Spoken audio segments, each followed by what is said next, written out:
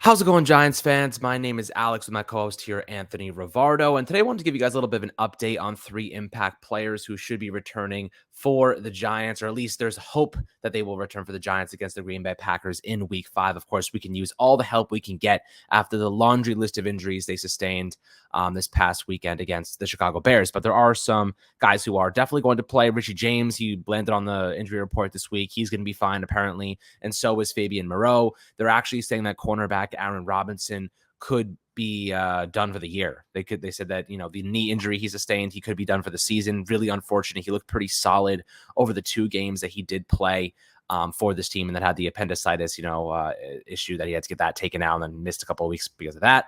But now, the Giants are just trying to get healthy at this point in time, trying to field a roster that can compete on the field. Green Bay obviously has had their fair share of struggles. I think that you mentioned yesterday how they're actually averaging fewer points in the Giants right now. So they've had some issues, but Aaron Rodgers is Aaron Rodgers. You got to come with your best. You got to obviously put your best foot forward, and the Giants are obviously trying to do that. They did sign Landon Collins to the practice squad about an hour ago, which is pretty cool.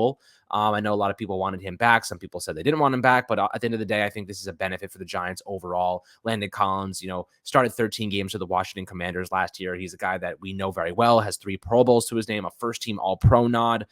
He can do some stuff in the running game, and he's not a good coverage player for the most part, but he's better than the linebackers that we have there. So I'm curious to see how Wink Martindale gets him involved. But what's your initial reaction to Landon Collins signing to the practice squad? And then we'll discuss the 3 impact players that could be returning for the Giants on Sunday.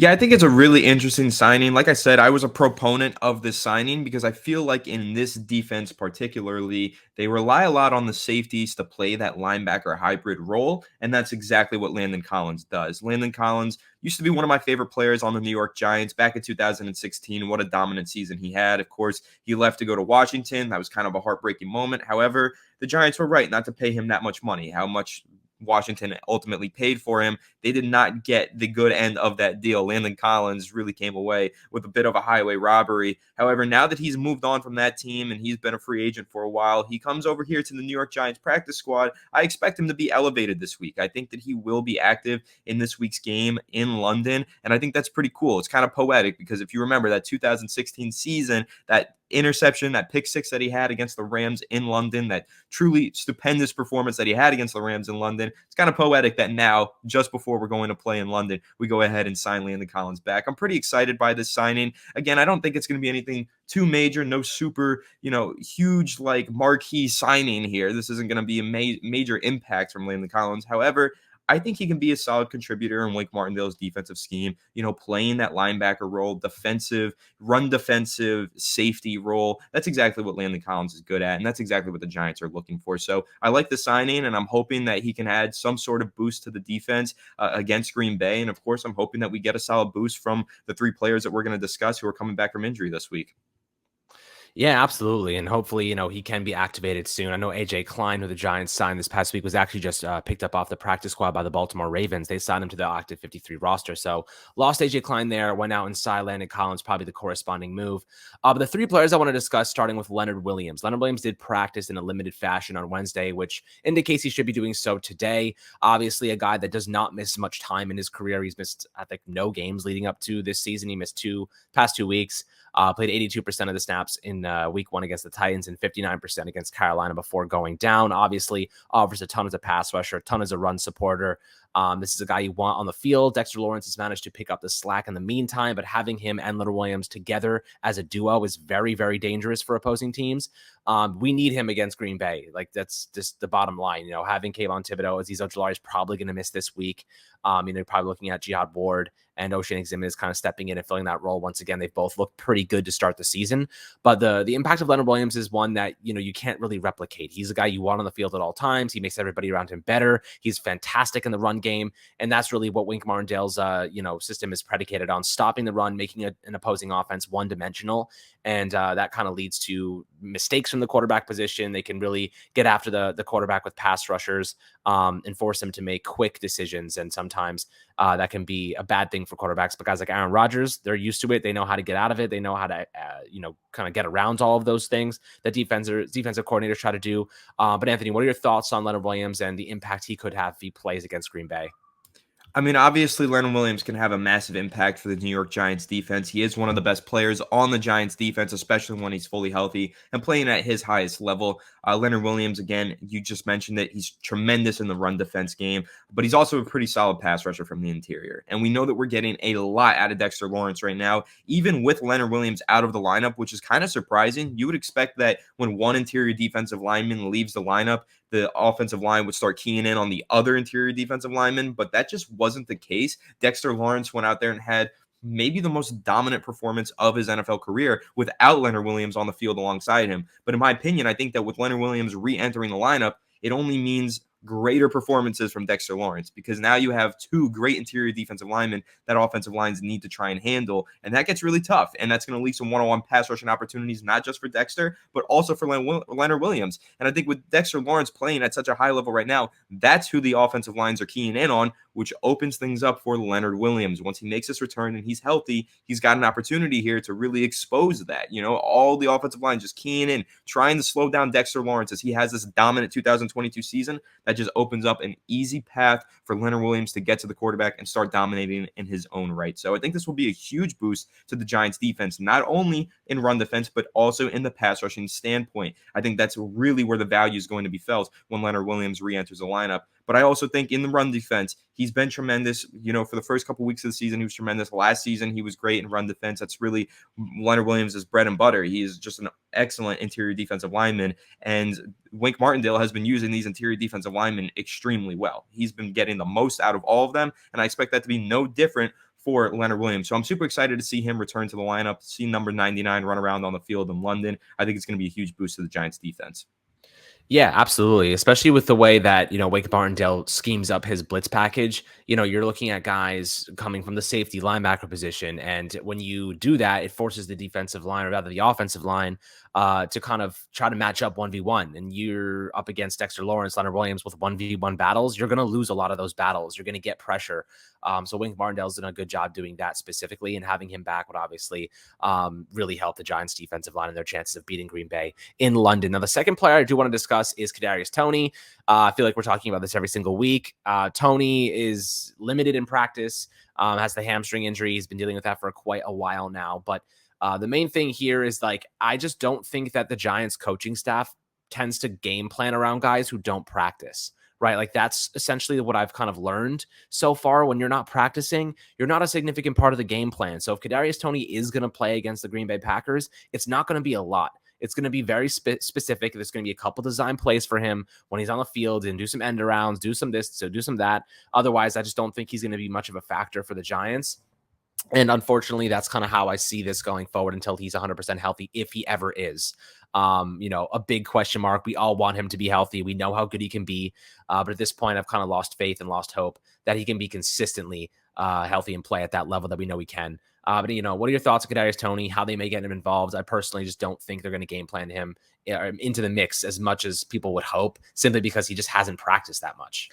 Yeah, so I also just saw a tweet from Ryan Dunleavy, one of the New York Giants beat writers. He works for the New York Post. He tweeted no sign of Kadarius Toney on practice field during viewing. Active day for Wanda Robinson, though. So I don't think the Kadarius Toney is actually even going to play on Sunday personally. I think that he might get some playing time. It could potentially give them a boost with a couple screen passes, but that's about it. And honestly, man, I think we're all reaching a boiling point with Kadarius Toney and his inability to stay healthy. Now, I understand that he doesn't like when people talk about him not being able to stay healthy. A certain somebody made a tweet, and then he had to clap back on Instagram. But then the next game, he was out. And of course, if you don't know, I'm talking about Alex. Alex tweeted, Kadarius Toney, man, he can't stay healthy. This is really concerning. Then Kadarius Toney posted something about Alex on Instagram, and then the next game he was out with an injury. How ironic. That is so hilarious to me. And honestly, from that moment, I haven't been too crazy about Kadarius Toney. I've been extra critical of him, been a little harsh on him. You don't come after my boy Alex right here on Fireside Giants. We're loyal to each other. Kadarius Toney, I love him Absolutely. when he's on the field, but he's never on the freaking field. So I don't really know what else to say about him at this point. Every week it's like an injury update on Kadarius Toney. Well, there isn't much of an update. Oh, he might be able to play this week, and then he just doesn't. And if he does, he's in a limited capacity. So it's really just a frustrating tale with Kadarius Toney here. I mean, he had so much potential as a first-round pick in the 2021 NFL Draft. I think everybody who's been viewing this channel for a while knows I really love Toney. I love the game that he brings. I love the way that he plays. I think that he can be super electric, but he can't do any of those things if he can't stay healthy. He can't be that electric, dynamic playmaker, run after the catch ability if he's not even on the field catching passes to run with. So at the end of the day, I just think it's time for the Giants to start turning their attention towards guys like Wanda Robinson, who is coming back from an injury and does seem like he's ready to play. And I think that it'll be exciting to get him playing that role that we hoped and envisioned for Kadarius Toney. But I think Wanda Robinson's going to have to take that over in the meantime. Honestly, maybe they should just place Toney on IR for 4 more weeks and then bring him back later in the season. Just let him rest up. I don't even think that's a bad option at this point. Who knows when he's going to be ready to go?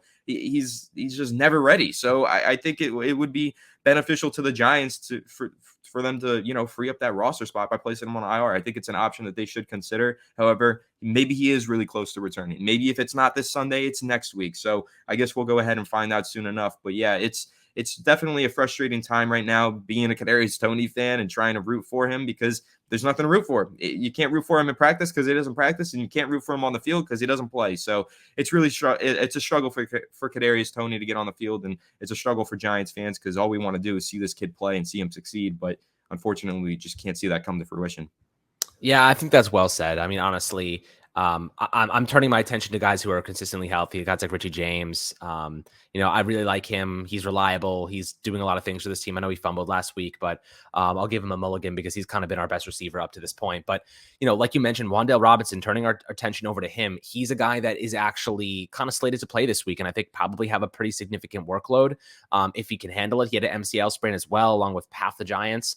Obviously against week 1 in week 1 against the Tennessee Titans, he's been working his way back. He was sprinting pretty much all of the earlier practices this week.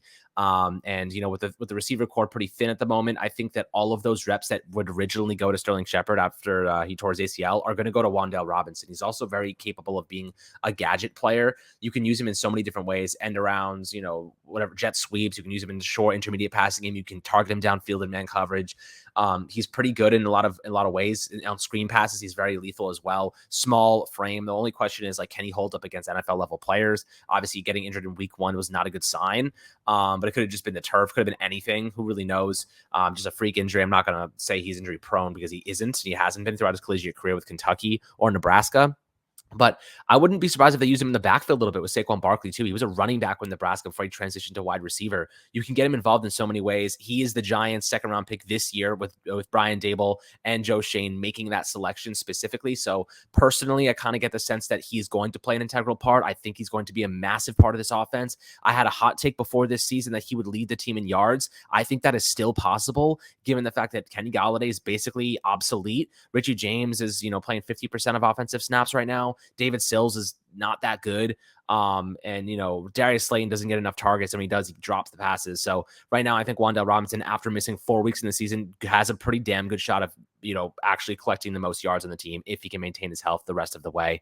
What are your expectations for Wanda Robinson and the impact he could make if he does play on Sunday against Green Bay? It wouldn't shock me if he actually does go ahead and, earn the most receiving yardage on the team because, unfortunately, there's not a whole lot of receivers stepping up to the plate. Richie James, but as we mentioned, he's dealing with some sort of injury now too. So it's just another day, another injury for the New York Giants. It's just constant. But with Wandale Robinson re-entering the lineup, I think this is the type of player that the New York Giants want on the field. I think this is a guy who is dynamic in space, but also has that quickness to run some decent routes and get himself open. I think that this is a player who has a very small catch radius. So in order for him to be successful, you need an accurate quarterback. Now, that's something to keep in mind here. Unless they're giving him manufactured reps, Daniel Jones has to be pinpoint accurate when throwing to Wandale Robinson. He has the shortest arms in the NFL. So that is just something to keep in mind, that if Daniel Jones is going downfield to Wandale Robinson, he better put that ball on the money, because if it's just outside of his reach, he's not getting it. He's not going to get to it because he doesn't have that arm length. However, I think that Wandale Robinson is a really dynamic player. I know Dane Belton has released some comments about him in the past, talking about how he was such a trouble and such a nightmare over at Kentucky when those two would face off in those SEC matchups. And I think that, the way that he plays is very similar to the playing style of Kadarius Toney. So if the New York Giants did have a lot of big plans for Kadarius Toney initially, and they're kind of starting to step back from those plans due to his inability to stay healthy, you could start to incorporate Wanda Robinson into those plans, and he should more than make up the difference. He is a very capable runner with the ball in his hands, and like I said, he is a pretty decent route runner. I think he's a dynamic playmaker, and I'm excited to see how the Giants utilize him, because I think that the offense has been utilizing their players just incredibly well. I think I'm really impressed with Mike Kafka and Brian Dable and everything they've created so far this season. And I'm excited to see Wanda Robinson actually get that full slate of playing time and really be utilized in the offense, because we didn't get to see it. We didn't get to see him really get that usage that he deserves. So I'm excited for them to finally unlock Wanda Robinson, use him in the offense, and maybe, just maybe, Alex, you could be right. Maybe he ends up having a huge second half of the season, or a second 3/4 of the season for the New York Giants, and maybe goes on and leads them in receiving yards. It's definitely a possibility. Yeah, absolutely. We'll see what happens here. Hopefully they can really get him integrated and involved early on if the injury does subside and isn't bothering him anymore. But guys, I'd love to hear perspectives and opinions below in the YouTube comments. Tivosaurus Rex has been good to us up to this point. Only 1 loss, 3 wins. Let's get our 4th one this weekend, my friends, in London. It's going to be a hell of a game. I'm excited. Let's get after Aaron Rodgers. Love to hear your perspectives on Kadarius Toney, Wandale, and Leonard Williams as always. And make sure to like and subscribe. Enjoy the rest of your Thursday. Enjoy the game tonight. I'll catch you guys on the next Fireside Giants episode.